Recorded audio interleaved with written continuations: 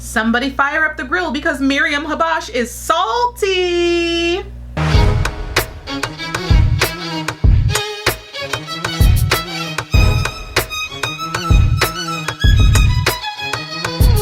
Hello and welcome back. I am the Sovereign and this is my court. We have a little bit of pageant drama happening today.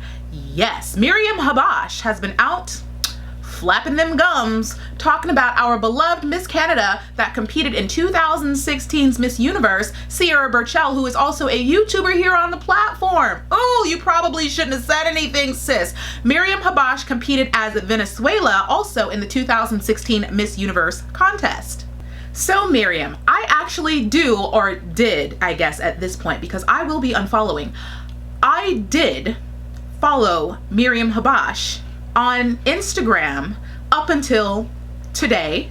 I do follow a lot of the past queens. Even though they are past queens, they will always be considered queens in the history books, and I do follow a lot of queens even after their reign ends, and Miriam was one of those queens that I followed.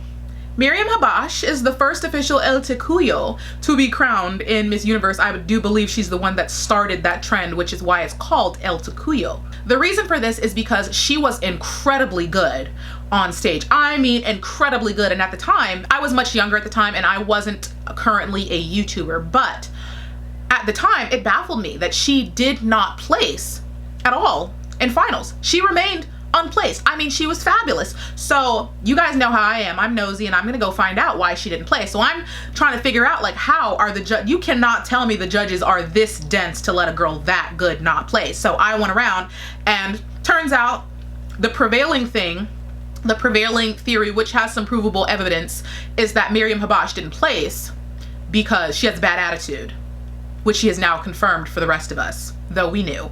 So Miriam Habash got on a live today and someone was asking about why she didn't place in 2016's Miss Universe and, you know, her feelings on the matter, and they were, you know, talking about Siera Bearchell in reference to her placing and then Miriam not placing at all, and this is what she had to say. Como que todos los años el estereotipo es que entrarán la clasificación pues flacas. Ese año entra Colombia, no, Canadá, y ella estaba rellenita. Entonces yo dije, ¿cómo entró ella y yo no? Entonces, claro, desde ese momento entendí que los estereotipos de belleza habían cambiado. Pero yo dije, nada, pues quedó, ya es natural. No pasa nada. Sí, y creo que es muy difícil de pasar y pensar y decir, bueno, pues, ¿para qué me mandé 6 horas de ejercicio? ¿Para qué comí pescado y verduras durante un año? Ya, lo voy a pasar. Es que me imagino que la dejaron clasificar por el mismo para romper estereotipos y que digan, bueno, comentaron flacas, claro. Pero culpa, no trata nada.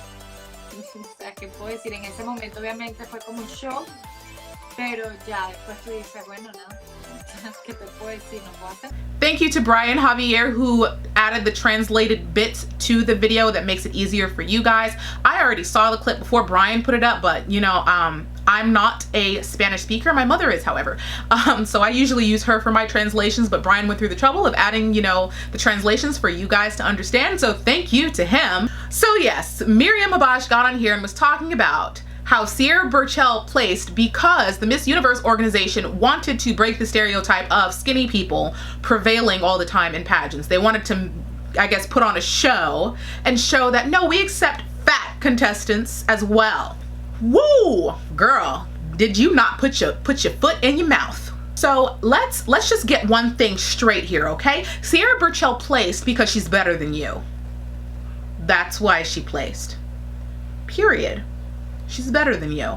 And I know maybe it's a hard pill for someone like you to swallow, but yeah. Stop taking away people's rightful wins. Stop making their wins as if there's some insignificant matter that was handed to them out of the graciousness of the judges' hearts, as if they didn't earn it. Siera Bearchell earned her place on that stage, and it is not your right to demean that in any way. This highly irritates me, and I will say it is Miriam Habash's own damn fault that she wanted to play into the stereotypes, hoping that it was going to help her win. You were trying to use a stereotype to your advantage. And that's fake. That's fake. If you are trying to drastically change yourself to appease the judges on a panel whose job is to select a woman who is unapologetically herself, and you're over here trying to play the stereotype game, you definitely didn't deserve any crown to begin with. And to diminish anybody's crown or win or placing because they're bigger than you, I mean, thank you for confirming what we already knew about you, but good Lord. And Siera did make a video about this, which I did go and watch because it was about her. These negative things were about her. And I want to know what she has to say about this. And Siera is so sweet. She's so sweet. You guys go and watch her videos. Siera will sit there and she will talk, and she is so sweet. And sis, you guys know I'm gonna be honest. Siera, this was one moment where you didn't need to be so sweet. You could have said at least one, because it was uncalled for, sis. Sweetheart, it was totally uncalled for what she said. You earned your spot. For goodness sakes, stereotypes are not a good thing. Stereotypes are to be broken. So to be upset that they are disappearing, it's just like, what are you thinking? Pageant stereotypes is half the reason that I do not compete. Some people seem to think that, I don't know what some people think, honestly. They're just like, why don't I compete? The reason that I don't compete is, one, pageants in the United States are for the privileged, okay? They cost an exorbitant amount of money. In the United States, let's be honest, pageants are for the privileged, a group I have never been a part of. I am by no means like a well-off person. Like, I don't even meet the standards to be middle-class American. So the thought of me paying upwards of $2,000 for an entrance fee for just simply a state pageant is insane. But the other reason that I have had issues with the thought of competing in pageants are these stereotypes. These stereotypes create barriers for other women to be able to participate. I have said in other videos that a pageant that I did compete in, I haven't really competed often, but I was going to until I realized how predominant these stereotypes are.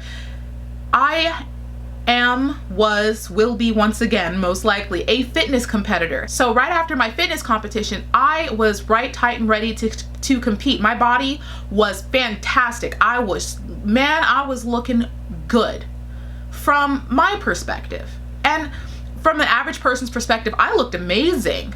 And I'll throw up pictures of my competition days. You guys can see that there's nothing in my pictures that screams fat. I was fit and ready and trim.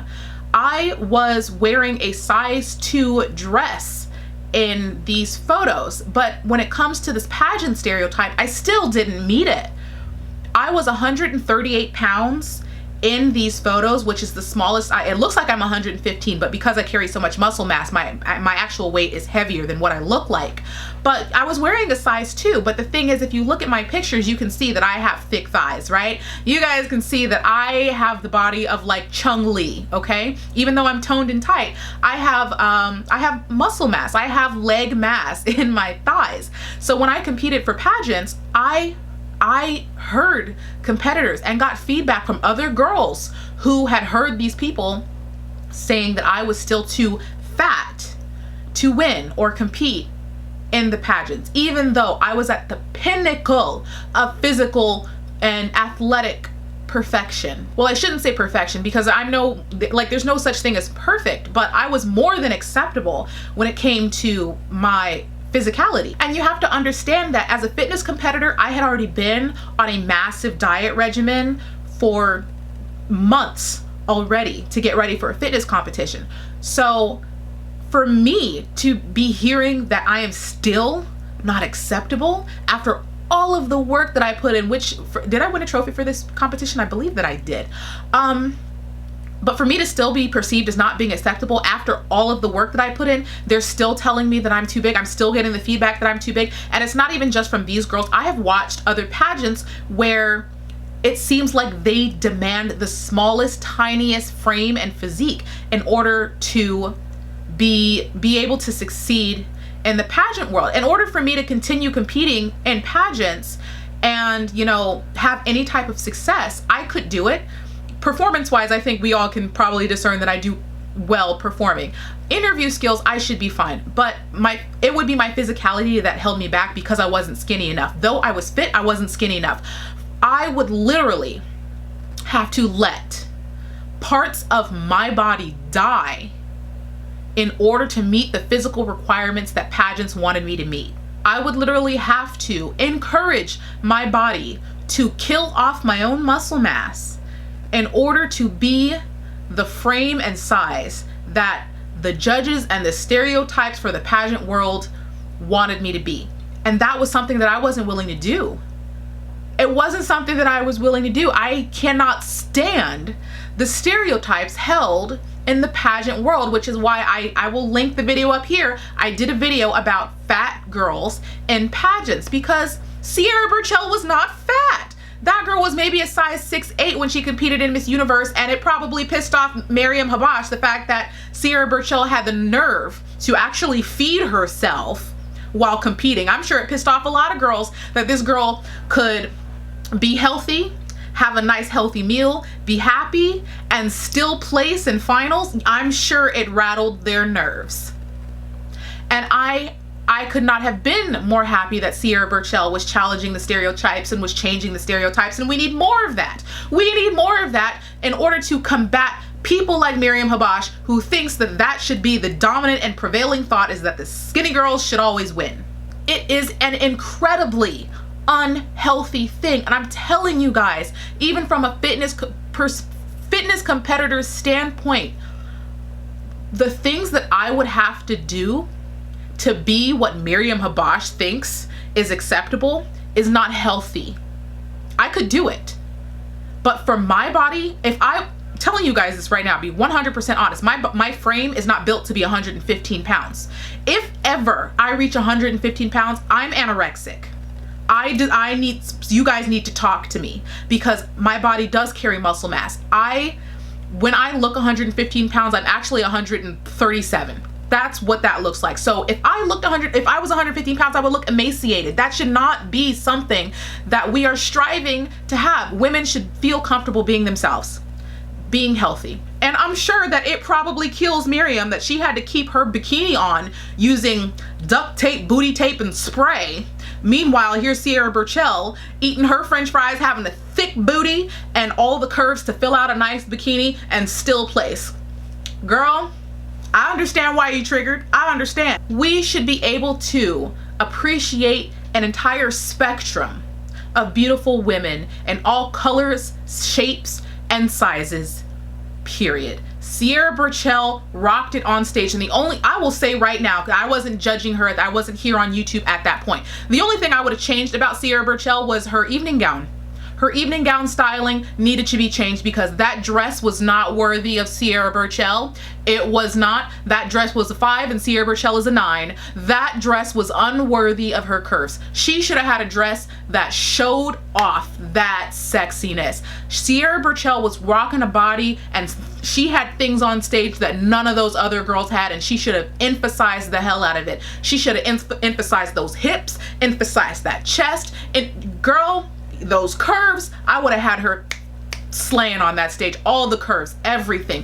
Oh, that's the only thing I would have changed about Siera. She needed a better dress. Not to say it wasn't beautiful, but it wasn't for her.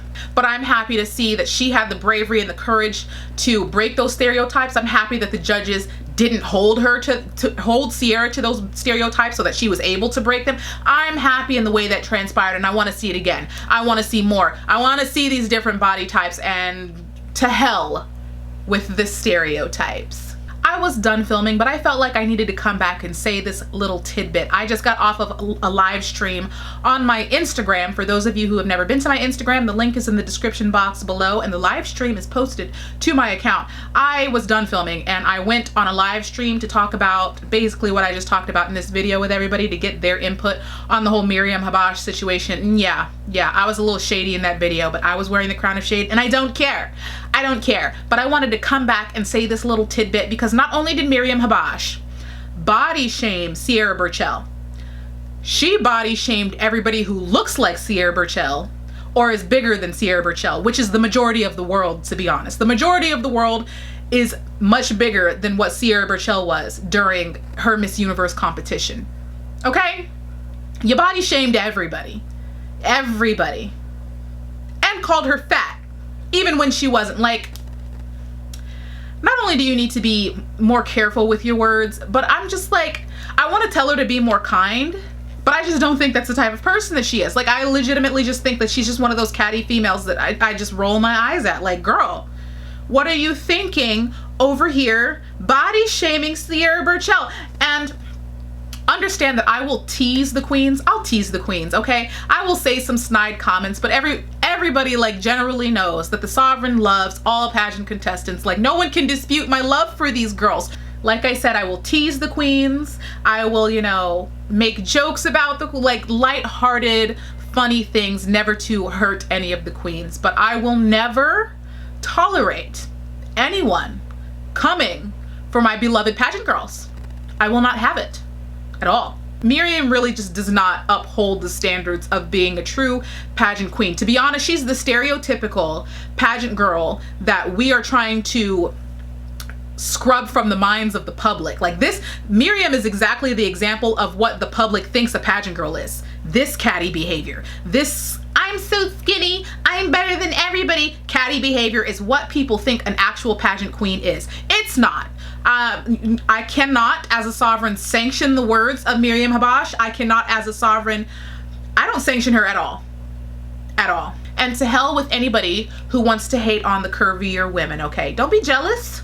Don't be jealous, okay? You can get on a club, have an extra chicken breast, maybe have a burrito. You can have curves too. And stop being catty, okay? Just because a girl is a little bit thicker and has a nice booty to put in that bikini does not mean she's fat. It just means you're jealous. Thank you for tuning in into my video, and give your thoughts below on this whole dumpster fire of a commentary session that Miriam Habash had. Things that came out of her mouth that shouldn't have. Put in the comment section below your thoughts. What do you think about the stereotypes in the pageant world and possibly breaking those stereotypes? Do you guys enjoy Siera Bearchell as a pageant commentator and as a YouTuber? I know I do. Let's remember as a pageant community that our goal is to uplift wonderful, beautiful women, and we want to see them at their best, at their peak, and you can do that. That can be achieved at many different sizes. Thank you for being here. Make sure to give the video a thumbs up, and if you are not a member of my court at this point in time, my feelings are a little bit hurt. My feelings are a little bit hurt, okay? So just, you can make it up to me by hitting the subscribe button, and I will find a way to let this go. In the meantime, I love you and I will miss you, but you know I will see you in a future video.